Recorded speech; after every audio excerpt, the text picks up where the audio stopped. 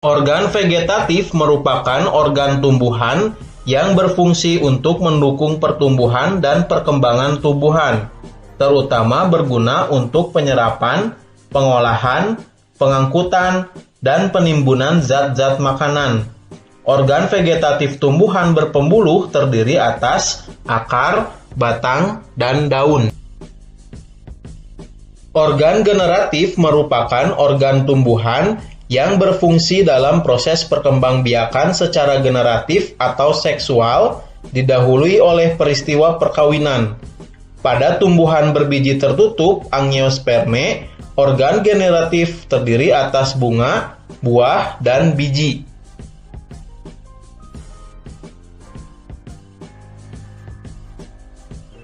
Akar merupakan organ tumbuhan yang umumnya berada di bawah permukaan tanah, tidak memiliki buku-buku, tumbuh ke pusat bumi atau menuju air, warna keputih-putihan atau kekuning-kuningan, dan memiliki bentuk meruncing.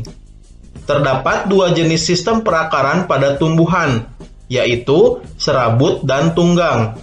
Tumbuhan monokotil seperti padi, jagung, dan rumput memiliki sistem perakaran serabut.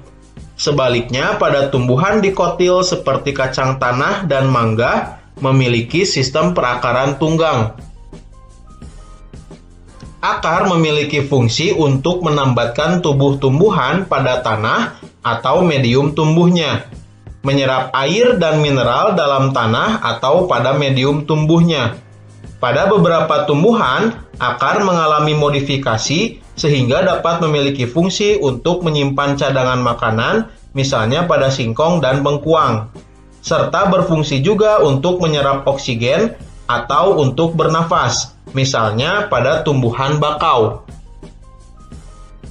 Pada wortel dan lobak, akar tunggang berfungsi menyimpan cadangan makanan yang akan digunakan tumbuhan selama perbungaan dan pembentukan buah. Oleh karena itu, wortel dan lobak akan dipanen sebelum perbungaan.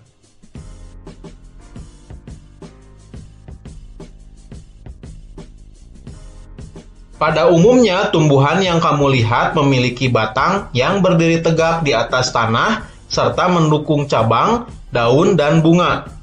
Batang umumnya berbentuk panjang bulat seperti silinder, memiliki ruas-ruas atau internodus yang masing-masing dibatasi oleh buku-buku atau nodus. Pada nodus inilah tempat melekatnya daun dan tunas. Batang memiliki banyak fungsi, antara lain menyokong bagian-bagian tumbuhan yang berada di atas tanah, dan sebagai jalan pengangkutan air dan mineral dari akar menuju daun, dan jalan pengangkutan makanan dari daun ke seluruh tubuh tumbuhan. Batang tumbuhan monokotil memiliki ruas-ruas batang yang terlihat jelas, sedangkan batang tumbuhan dikotil, ruas-ruas batang tidak terlihat jelas.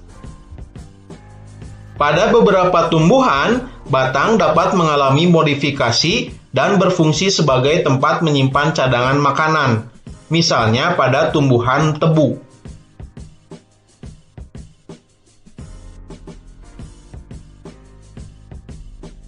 Daun merupakan organ tumbuhan yang menempel pada batang, biasanya berbentuk tipis lebar dan banyak mengandung zat warna hijau yang dinamakan klorofil.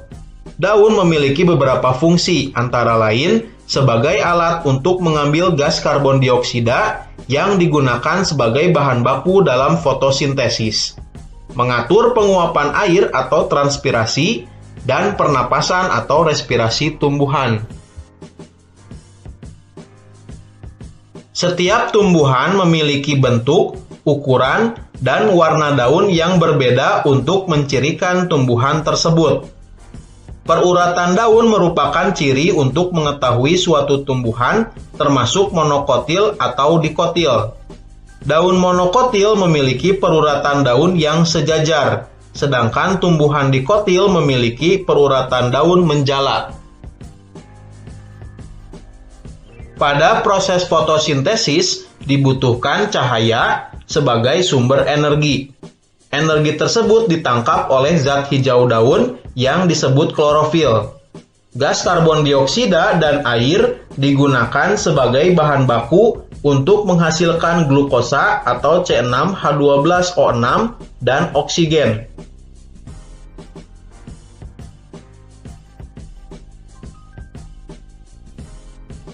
Bunga merupakan alat reproduksi generatif pada tumbuhan. Bunga biasanya memiliki warna yang menarik dan berfungsi untuk menarik serangga atau hewan lain yang dapat membantu proses penyerbukan. Secara umum, bunga tersusun atas dua bagian utama, yaitu perhiasan bunga dan alat reproduksi bunga. Perhiasan bunga meliputi tangkai, kelopak atau kaliks, dan mahkota atau korola. Sedangkan alat reproduksi berupa benang sari atau alat kelamin jantan dan putik atau alat kelamin betina. Bunga yang memiliki bagian-bagian tersebut disebut bunga lengkap. Sedangkan bunga yang tidak memiliki salah satunya disebut bunga tidak lengkap. Berdasarkan keberadaan alat reproduksi dalam satu bunga, ada bunga yang memiliki benang sari dan putik dalam satu bunga. Bunga yang demikian disebut dengan bunga sempurna. Namun ada juga bunga yang hanya memiliki satu alat kelamin saja dalam satu bunga, benang sari saja atau putik saja. Bunga yang demikian disebut bunga tidak sempurna. Tumbuhan monokotil dan dikotil dapat dibedakan berdasarkan karakteristik bunga, yaitu jumlah bagian-bagian bunga. Tumbuhan monokotil mempunyai bagian-bagian bunga seperti daun kelopak, daun mahkota, dan benang sari yang berkelipatan 3. Pada tumbuhan dikotil mempunyai bagian-bagian bunga berkelipatan 4 atau 5.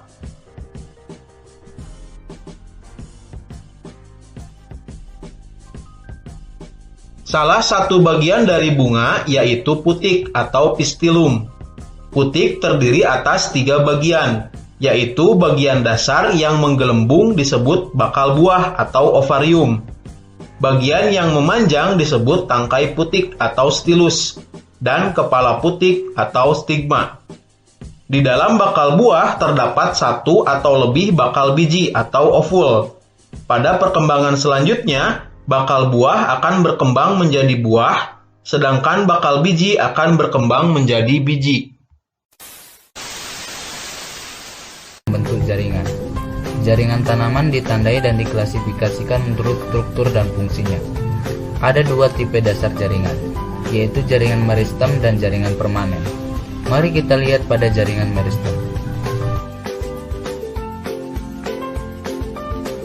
Ini adalah jaringan meristem yang membantu dalam pertumbuhan tanaman, karena jaringan meristem memiliki kemampuan untuk membelah. Sel meristem mirip, umumnya kecil, tertutup dalam dinding sel tipis dan kubus. Berdasarkan letaknya, jaringan meristem diklasifikasikan menjadi meristem apikal, meristem lateral, dan meristem interkalar. Jaringan permanen tidak lain ialah jaringan meristem yang matang dan berdiferensiasi untuk membentuk berbagai jenis jaringan.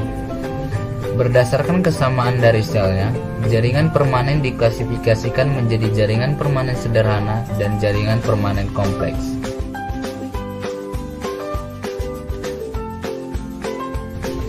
Disebut jaringan permanen sederhana karena terdiri dari sel yang sama yang memiliki asal-usul yang sama. Berdasarkan fungsinya, jaringan ini diklasifikasikan menjadi parenkim, kolenkim, dan sklerenkim. Jaringan parenkim memiliki bentuk sel oval dengan dinding sel tipis dan memiliki ruang antar sel yang luas. Jaringan ini membantu dalam proses fotosintesis, penyimpanan, dan juga membantu tanaman air mengapung. Jaringan ini dapat ditemukan pada akar, batang, bunga yang hidup.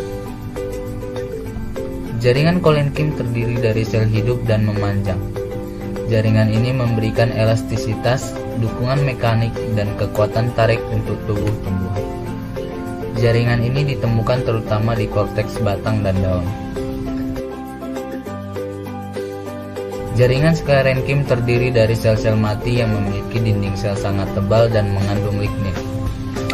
Jaringan ini melindungi tanaman. Jaringan sklerenkim ada di batang, daun, dan pelindung keras pada biji dan kacang. Nah, sekarang beralih ke jenis kedua jaringan permanen, jaringan permanen kompleks. Dari namanya menunjukkan, jaringan permanen kompleks tersusun atas lebih dari satu jenis sel. Jaringan ini diklasifikasikan ke dalam xilem dan phloem. Xilem adalah jaringan permanen kompleks yang terdiri dari tracheid, bulu kayu, parenkin xilem, dan serabut xilem. Jaringan ini mengangkut air dan mineral dari akar ke bagian tanaman lain.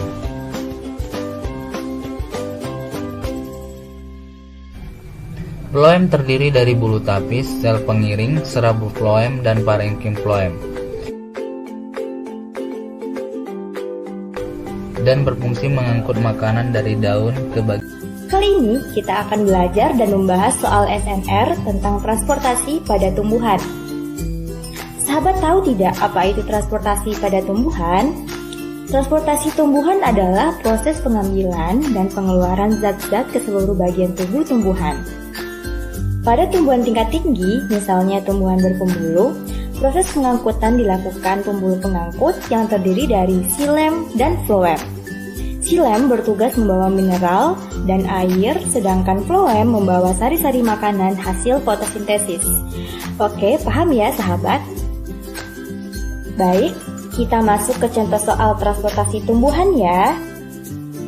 Suatu hari di sekolah, Nala dan Ria sedang melakukan sebuah eksperimen. Tumbuhan yang dimasukkan ke dalam wadah yang berisi air dan minyak, sehingga terbentuklah dua layar atau lapisan seperti yang ditunjukkan oleh gambar di bawah ini. Nah, pertanyaan pertama, apakah kemungkinan hasil observasi yang didapat oleh Nala dan Ria pada hari ketiga? Jelaskan hasil yang diperoleh dari eksperimen ini. Yang kedua, untuk apa diperlukan penambahan lapisan minyak pada air tersebut? Jadi, sejauh ini apakah sudah dapat gambaran dari soal ini? Untuk menjawab soal di atas, mari perhatikan uraian berikut. Apakah kemungkinan hasil observasi yang didapat oleh Nala dan Ria pada hari ketiga?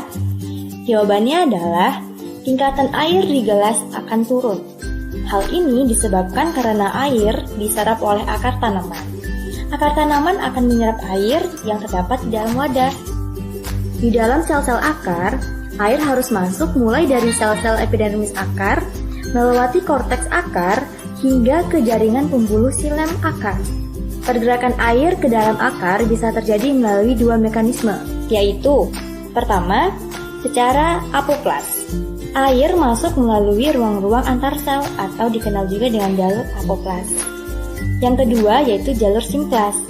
Air masuk ke dalam sel epidermis akar, kemudian bergerak ke sel-sel di dalam jaringan korteks melalui benang-benang plasmodesmata. Mekanisme ini dikenal dengan jalur simplas. Kedua mekanisme ini bisa sama-sama terjadi selama masih dalam jaringan korteks akar. Namun ketika sampai pada jaringan endodermis, air dan garam mineral tidak lagi dapat melewati ruang-ruang antar sel atau jalur apoplas, karena pada jaringan endodermis terdapat garis Kaspari. Jawaban yang kedua, untuk apa diperlukan penambahan lapisan minyak pada air tersebut? Hal ini diperlukan karena minyak dapat mencegah air di dalam gelas dari fenomena evaporasi atau penguapan. Sahabat mudah dan dapat dipahami kan? Sampai ketemu kembali pada video berikutnya.